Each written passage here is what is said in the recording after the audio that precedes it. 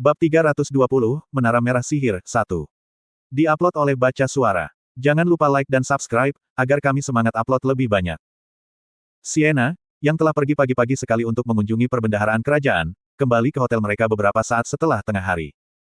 Apakah kalian tahu apa ini? Sienna bertanya dengan seringai saat dia melangkah ke arah mereka, dadanya membusungkan karena bangga. Dia merogoh saku bagian dalam jubahnya dan mengeluarkan kartu yang bersinar dengan kilau platinum. Sambil melambaikannya di depan mereka, dia menjawab pertanyaannya sendiri, ini adalah sesuatu yang disebut kartu. Ya. Ya. Eugene dan Christina hanya mengangguk sebagai jawaban dengan ekspresi bingung di wajah mereka. Sienna sedikit terkejut dengan reaksi mereka, tapi dia segera merapikan ekspresinya. Setelah kembali ke peradaban setelah ratusan tahun terisolasi, Sienna tidak terbiasa dengan kenyamanan modern yang digunakan di era ini, misalnya, hal-hal seperti kartu ini. Saya telah memperhatikan bahwa anak-anak akhir-akhir ini tidak membawa kantong berisi koin. Aku berpikir bahwa mereka mungkin hanya menggunakan kantong yang dilapisi dengan sihir spasial sebagai gantinya, tetapi tampaknya mereka menggunakan kartu kecil seperti ini sebagai pengganti uang, kata Sienna, hanya untuk berhenti dan melirik Eugene dan Christina melalui mata menyipit. Kalian berdua tidak, kebetulan, merasa seperti ada sesuatu seperti kesenjangan generasi antara kamu dan aku, kan? Eugene ragu-ragu sebelum mengganti topik pembicaraan. Ketika saya pertama kali melihat kartu-kartu itu, saya juga cukup terkejut. Itu membuat saya berpikir bahwa dunia benar-benar menjadi jauh lebih baik. Benar, Sienna mengangguk dengan penuh semangat. Kamu merasakan hal yang sama, bukan? Benar-benar sekarang, dunia telah melihat banyak peningkatan. Dari apa yang saya dengar, itu bukan hanya kantong uang mereka. Tahukah Anda bahwa anak-anak zaman sekarang bahkan tidak perlu membawa gerobak untuk membawa peralatan mereka saat bepergian? Mereka mengatakan bahwa setiap kucing dan anjing, berkeliling membawa artefak sihir spasial. Eugene mencoba mengendalikannya, itu tidak seperti sihir spasial yang benar-benar tersebar luas. Aku tahu, tapi mengesampingkan itu, Sienna melambai padanya dengan ekspresi bangga, jika kamu benar-benar melihatnya, bukankah semua kemajuan ini merupakan hasil dari pencapaianku sebagai nyonya bijak Sienna? Pikirkan saja, apakah Anda tahu apa yang harus Anda lakukan untuk belajar sihir di masa lalu? Kau perlu magang pada penyihir tua yang mungkin meninggal kapan saja, mengikuti mereka berkeliling sambil membuat mereka coklat, melakukan segala macam tugas dengan imbalan metode pelatihan mental yang tidak berharga. Tapi kamu belajar sihirmu dari para elf, Eugene menunjukkan. Sienna membentak, tentu saja, aku tidak sedang membicarakan diriku sendiri sekarang. Saya sedang berbicara tentang penyihir di masa lalu.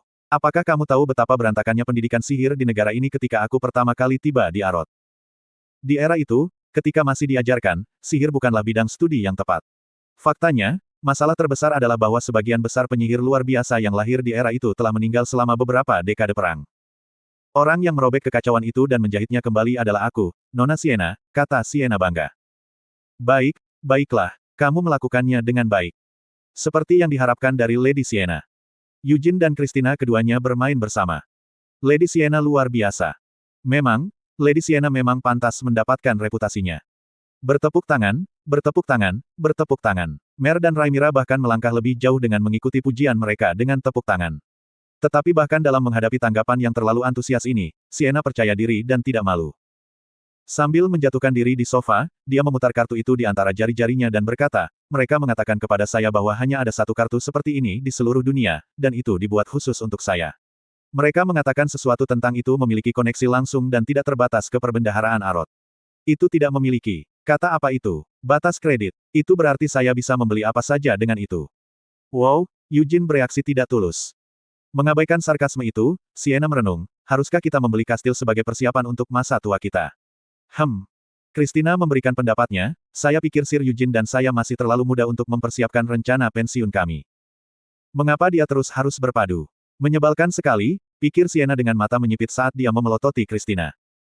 Sienna tidak berani mengatakan apapun dengan keras. Jika dia terus berbicara dalam keadaan seperti itu, dan percakapan terbawa dalam nada ini, Sienna yakin dia hanya akan menerima pemukulan kata-kata sepihak. Apakah kamu tidak membawa apapun dari perbendaharaan? Tanya Mer, matanya melebar karena kegembiraan. Sebagai tanggapan, Sienna hanya meraih ujung jubahnya dengan satu tangan. Ini adalah jubah yang sama yang dia terima sebagai hadiah, pertama, dari Eugene.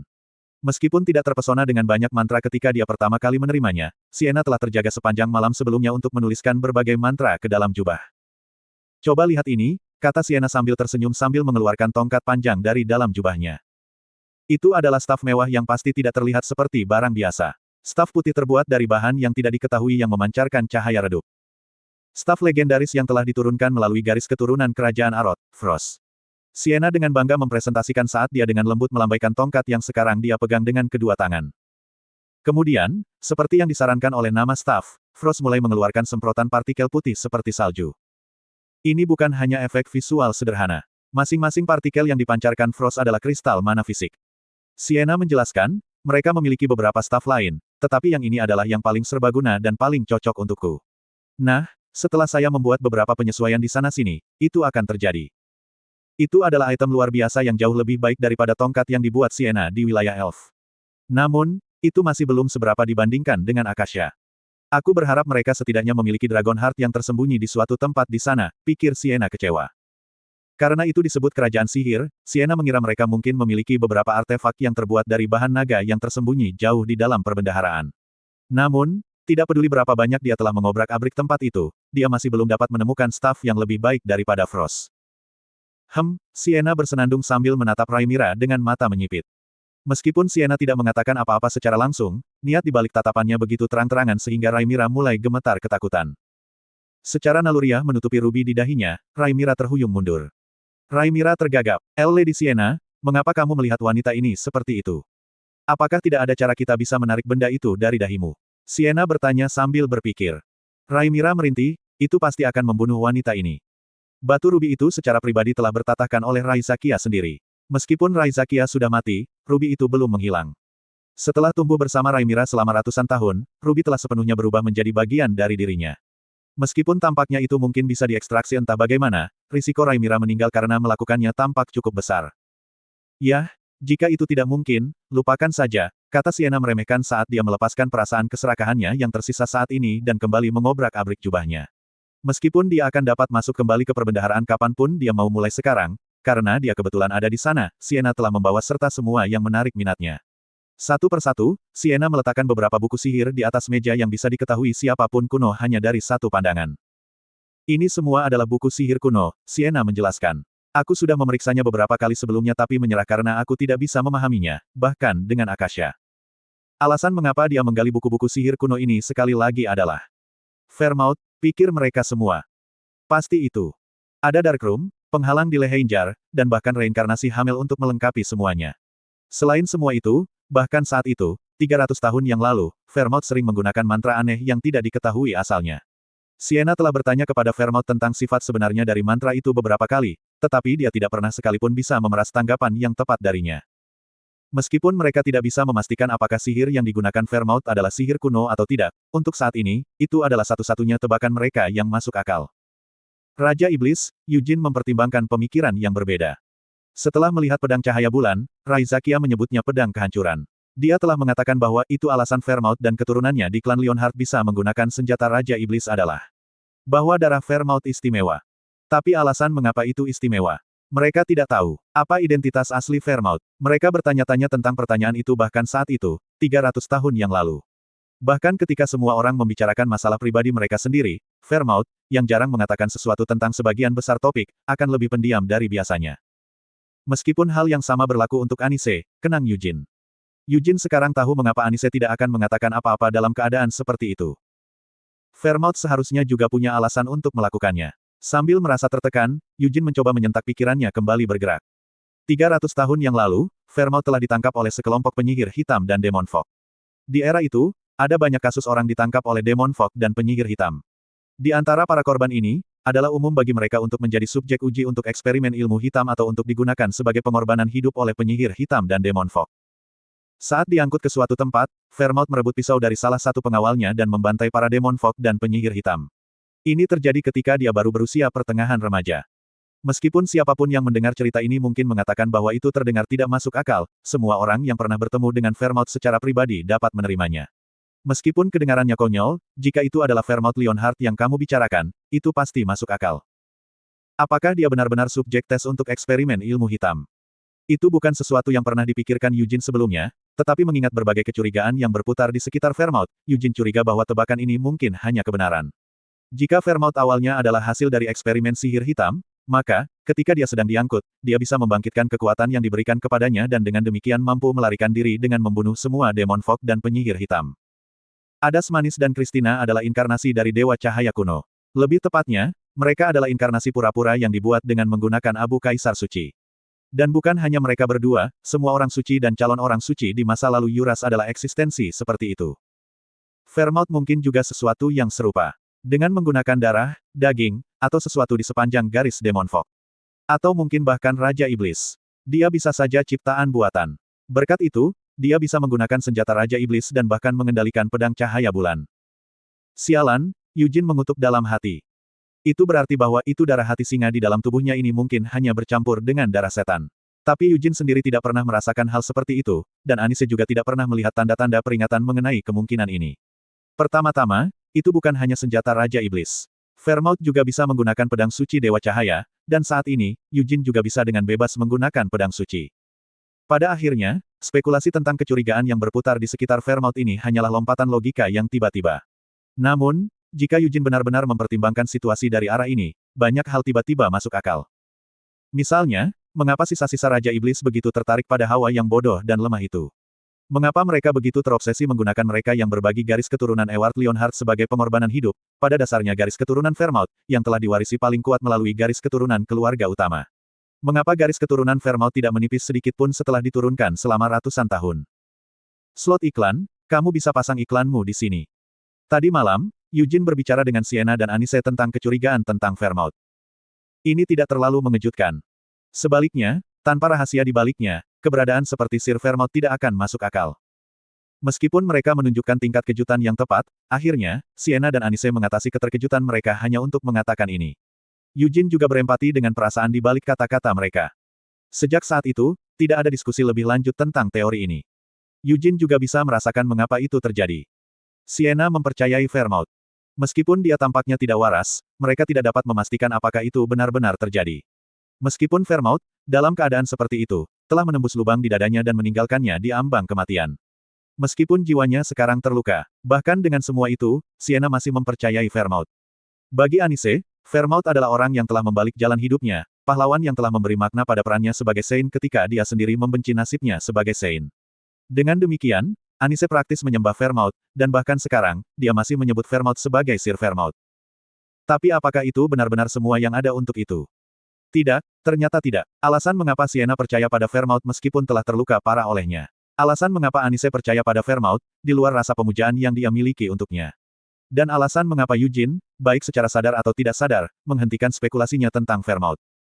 Bagi mereka, Vermouth hanyalah Vermouth.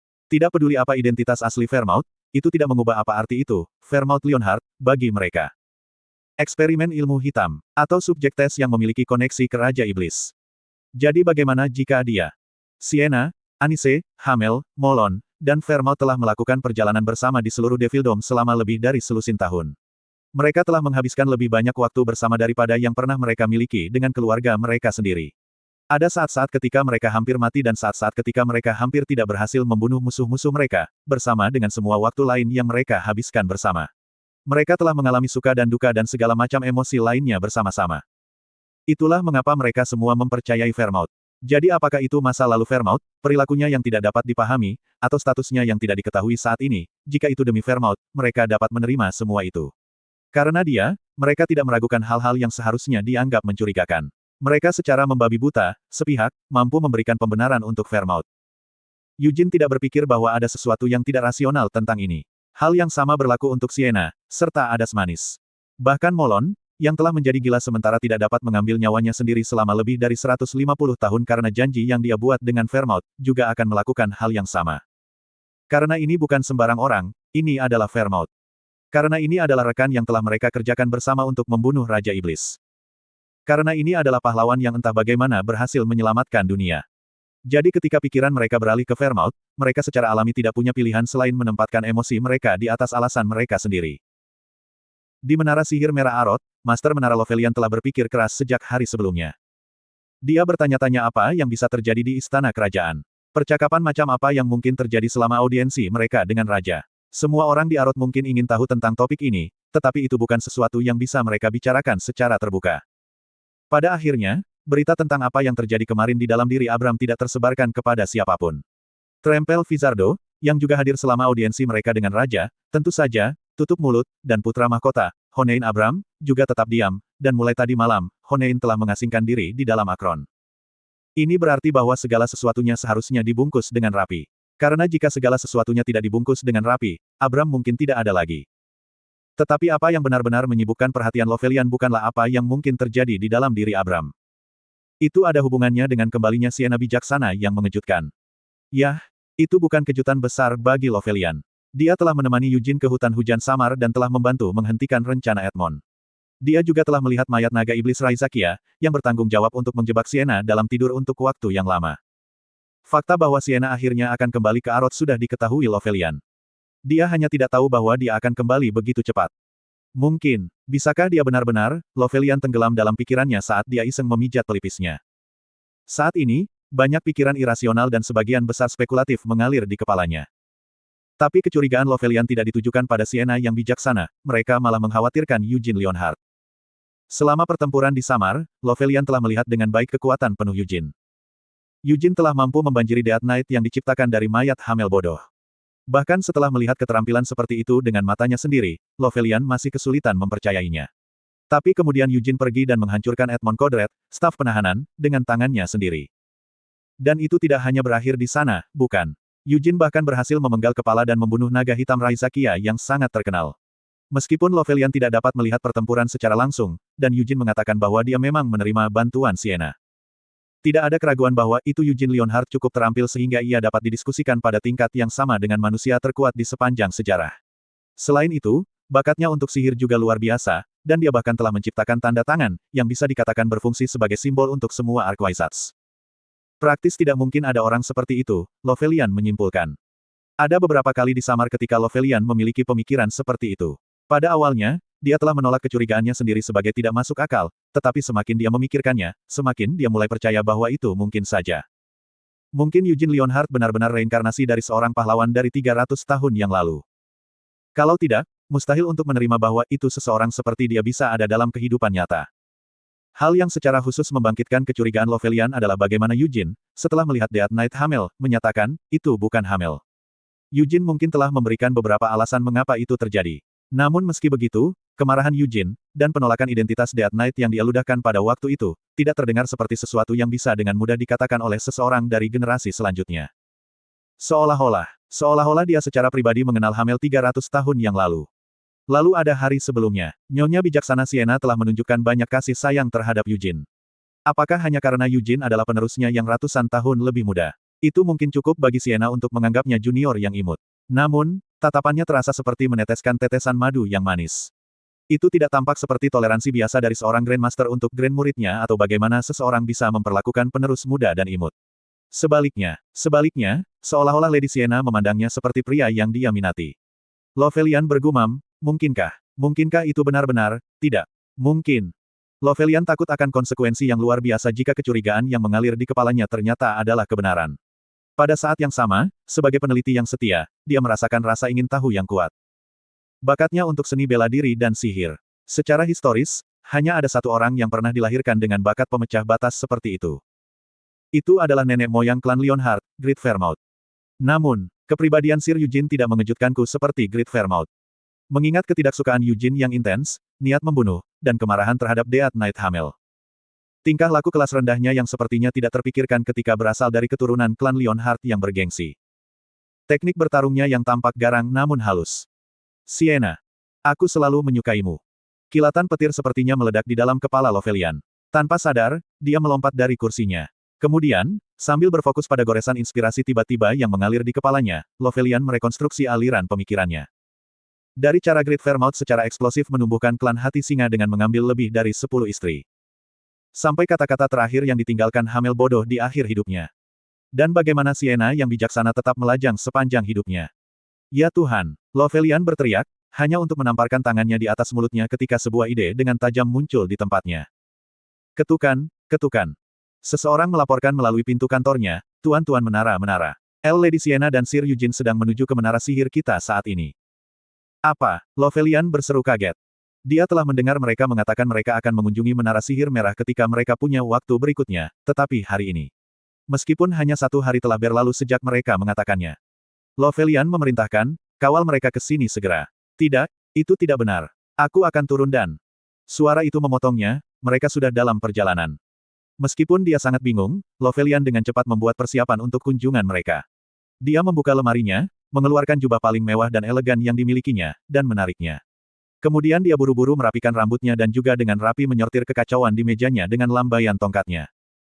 Ini mungkin benar-benar yang terbaik, Lovelian mencoba meyakinkan dirinya sendiri saat dia menelan tegukan. Dengan kebenaran mengejutkan yang sepertinya telah dia dapatkan, tidak mungkin dia bisa membiarkannya terkubur di dadanya. Seorang penyihir adalah seseorang yang mencari kebenaran. Jadi Lovelian bertekad untuk menghadapi masalah ini secara langsung. Bahkan sebelum dia mendengar ketukan lagi, Lovelian membuka pintu ke kantor Tower Masternya. Di sana, dia melihat Hera berulang kali bergeser dari satu kaki ke kaki lainnya, tidak tahu harus berbuat apa. Kembali ke bawah, perintah Lovelian. Ya Pak, Hera tergagap. Lovelian melanjutkan, juga, sebarkan berita ini ke semua penyihir yang saat ini berada di menara. Katakan pada mereka untuk tetap tenang dan tetap di tempat yang seharusnya. Ya Pak, Hera berteriak dengan anggukan yang dalam saat dia mulai berlari kembali menyusuri lorong. Tetapi dalam perjalanan turun, dia tiba-tiba berhenti. Itu karena lift yang terletak di ujung lorong baru saja akan tiba di sini, di lantai paling atas. Jika Hera terus berlari ke depan seperti ini, jelas dia akan bertemu dengan Sienna dan Eugene ketika pintu lift terbuka. Itu dimaksudkan untuk menjadi acara bahagia yang akan mengisi penyihir manapun dengan kehormatan dan kebanggaan. Namun, Hera menyadari bahwa dia sendiri masih belum siap untuk ini. Jika dia bertemu Lady Sienna seperti ini, Hera merasa seperti dia akan pingsan di tempat atau berteriak gembira. Hera tidak ingin Sienna atau Eugene melihatnya seperti itu. Pada akhirnya, Hera dengan cepat membuat keputusan. Dia membuka jendela lorong, lalu melemparkan dirinya keluar jendela tanpa ragu-ragu. Bahkan pada saat itu, Hera teliti dalam pembersihannya. Saat seluruh tubuhnya melewati jendela, dia diam-diam menutup jendela di belakangnya dengan ayunan tongkatnya. Ding dong. Tepat pada saat rahang Lovelian terbuka karena terkejut dengan perilaku Hera yang menentukan, lift tiba di lantai paling atas. Lovelian mengangkat rahangnya kembali dan dengan cepat meluruskan postur tubuhnya. Tidak, ini masih belum cukup sopan. Lebih cepat dari sebelumnya, Lovelian merapal mantra yang langsung membawanya melintasi lorong sehingga dia sekarang berdiri di depan lift. Pintu lift terbuka. Eugene dan Sienna tersentak ketika mereka melihat Lovelian berdiri dengan sopan di sisi lain pintu. Terima kasih telah meluangkan waktu untuk berkunjung, kata Lovelian dengan menundukkan kepalanya. Sambil terus berbicara, dia tidak lupa mundur beberapa langkah agar Eugene dan Sienna bisa keluar dari lift dengan nyaman. Oh, Archwizard terhebat dan paling bijaksana dalam sejarah benua, dia yang paling dihormati dan iri dari semua penyihir, Lady Sienna Myrdain. Setelah dia selesai mengatakan semua ini, Lovelian mengambil waktu sejenak untuk mengatur napas dan kemudian menambahkan, juga. Merupakan kehormatan bagi saya untuk menyambut teman lama Lady Sienna, Sir Hameldinas. Catatan translator. 1. Versi Korea asli dari idiom ini menggunakan, anjing dan sapi, alih-alih kucing dan anjing.